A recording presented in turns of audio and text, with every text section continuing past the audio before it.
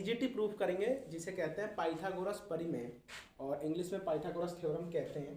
तो इसे मैं इंग्लिश में भी करवाऊंगा और हिंदी में भी करवाऊंगा, दोनों में करवाऊंगा। कुछ ऐसी चीज़ें हैं, वैसे दोनों में मैथ तो सेम ही होता है, आपको पता है, कुछ वर्ड ही होते हैं जो हिंदी के होते हैं और इंग्लिश के होते हैं। तो हम स्टार्ट करते हैं। पहली बात तो पीजीटी होता क्या है, पाइथागोरस थ्योरम क्या होता है। तो पाइथागोरस थ्योरम का जो स्टेटमेंट है, ये स्टेटमेंट है, in a right triangle the square of the hypotenuse is equals to the sum of the square of other two sides। इसका मतलब क्या है कि जो परपेंडिकुलर का स्क्वायर का सम है और बेस के स्क्वायर का सम है वो इक्वल्स टू किसके है, हाइपोटेनियस के स्क्वायर के सम के इक्वल है। तो जो हम प्रूव करेंगे, सबसे पहले हमने लिया है एक एबीसी राइट एंगल ट्राइंगल। चलो तो एबीसी राइट एंगल ट्राइंगल, सबसे पहले तो इसे शो कर दे कि ये क्या है, राइट एंगल ट्राइंगल है। अब देखो यहाँ पे 90 डिग्री बन रहा है, अब ये एबीसी क्या है, राइट एंगल ट्राइंगल है।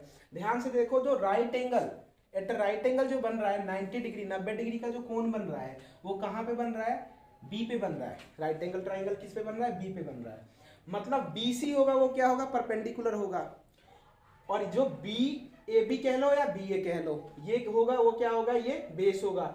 जो ए सी है वो क्या है, हाइपोटेनियस होगा। तो हमें क्या प्रूव करना है, स्टेटमेंट के थ्रू देखो तो ए बी का स्क्वायर प्लस में बी सी का स्क्वायर, मतलब बेस का स्क्वायर प्लस में परपेंडिकुलर का स्क्वायर इक्वल्स टू क्या है, हाइपोटेनियस के स्क्वायर का सम है। तो हम प्रूव करते हैं जल्दी से। सबसे पहले क्या करेंगे, स्टेटमेंट लिखेंगे इसका, बाई कंस्ट्रक्शन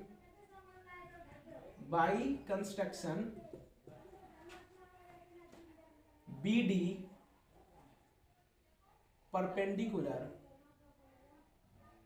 टू AC। इसका मतलब क्या है, कंस्ट्रक्शन में देखो जो B है ना, B से क्या करा हमने, कंस्ट्रक्शन करा।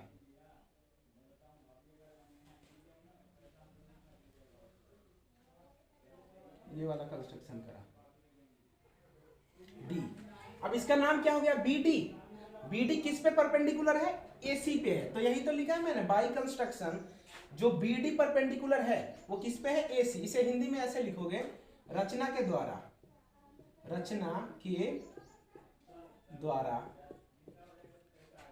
इसे क्या कहेंगे हम, BD। ये परपेंडिकुलर कहते हैं इसको, परपेंडिकुलर को क्या कहते हैं हम, परपेंडिकुलर को कहते हैं हम लंब। हिंदी में क्या कहते हैं, लंब। मतलब जो BD लंब है वो किस पे है, AC पे है। तो अब हमें क्या करना है, सबसे पहले देखो इसमें दो ट्राइंगल डिवाइड है, एक तो ABD बन रहा है और एक क्या बन रहा है हमारा, BDC। तो जो 6.7 थ्योरम है, 6.7 थ्योरम से वो ये कह रहा है कि अगर हम राइट एंगल ट्राइंगल से, मतलब राइट एंगल से क्या करते हैं, कोई परपेंडिकुलर ड्रॉन करते हैं, तो दोनों ट्राइंगल के जो राइट एंगल होगा, जो परपेंडिकुलर होगा वो क्या होगा, सिमिलर होगा। तो हम क्या करेंगे प्रूफ करने के लिए, सबसे पहले ADB। देखो ADB क्या है, मैं ये ट्राइंगल ले रहा हूं, ADB सिमिलर टू ABC। इसका मतलब होता है सिमिलर, और हिंदी में इसे क्या कहते हैं, समरूप कहते हैं। तो ADB similar to ABC by, क्या लिखोगे यहां पे, बाई 6.7 थ्योरम, बाई 6.7 थ्योरम। अब देखो हम क्या करेंगे, ABD ADB और ABC में क्या करेंगे, यहां से देखो इसका बेस क्या है, ADB ट्राइंगल में देखो ADB में जो बेस है वो क्या है, AD है। उसके बाद हमें क्या करना है ना कि दोनों में क्या है, परपेंडिकुलर तो कॉमन है, तो हमें परपेंडिकुलर को छोड़ देना है। तो AD देखो, परपेंडिकुलर को अगर मैं छोड़ दूं, ADB में अगर परपेंडिकुलर को छोड़ दूं तो क्या बचा, AD, और ये क्या बचा, AB बचा। तो मैं क्या लिख दूंगा, AD अपॉन में AB। और ध्यान से देखो जो रिलेशन बन रहा है वो क्या बन रहा है, बेस अपॉन में हाइपोटेनियस, क्योंकि ADB में जो AB है वो क्या है, हाइपोटेनियस है। तो ADB में मैंने क्या कर दिया, AD अपॉन में AB। ये क्या हो गया, AD हमारा बेस है और AB क्या है, हाइपोटेनियस है, इक्वल्स टू। अब ABC में देखो, ABC में जब ये परपेंडिकुलर नहीं था तो ये क्या था, ये परपेंडिकुलर था और ये बेस था। तो जब मैं ABC में ये रिलेशन करूं तो ये क्या होगा, ये तो राइट एंगल है, राइट एंगल तो क्या है हमारा, कॉमन है। तो क्या करेंगे हम कि इसमें देखो, इसमें क्या है, AB बेस है, तो मैं लिखूंगा ABC में क्या है, ए बी सी में जो ए बी सी जो राइट एंगल ट्राइंगल था उसमें क्या है, ए बी क्या था, बेस था, तो मैंने ए बी बेस और बेस अपन हाइपोटेनियस का रिलेशन चल रहा है, तो ए सी क्या था हमारा, हाइपोटेनियस था, तो ये क्या लिख दिया मैंने, ए सी हाइपोटेनियस। अब यहाँ से क्रॉस मल्टीप्लाई करो, देखो क्रॉस मल्टीप्लाई करोगे तो क्या मिलेगा, A D multiply A C, A B को ए बी से करोगे तो क्या होगा, ए बी का स्क्वायर होगा। इसे क्या मान लो, इक्वेशन फर्स्ट मान लो। अब देखो दूसरे कंडीशन में क्या करना है, दूसरे कंडीशन में हमें लेना है, एक बार तो ए डी बी ट्राइंगल ले लिया मैंने, ये वाला पार्ट। अब एक बार क्या लेना है मुझे, ये वाला ट्राइंगल लेना है, तो ये वाले ट्राइंगल को क्या ले लेता हूं मैं, डी सी बी, तो मैंने ले लिया in triangle again D C B similar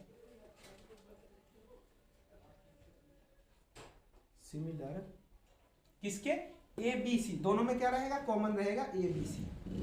अब देखो जो डीसीबी ट्राइंगल है ना, डीसीबी में क्या करना है आपको, देखो डीसी क्या है, मेरा बेस है, ये तो क्या है परपेंडिकुलर है, तो डीसी बेस हो जाएगा और बीसी क्या हो जाएगा, हाइपोटेनियस।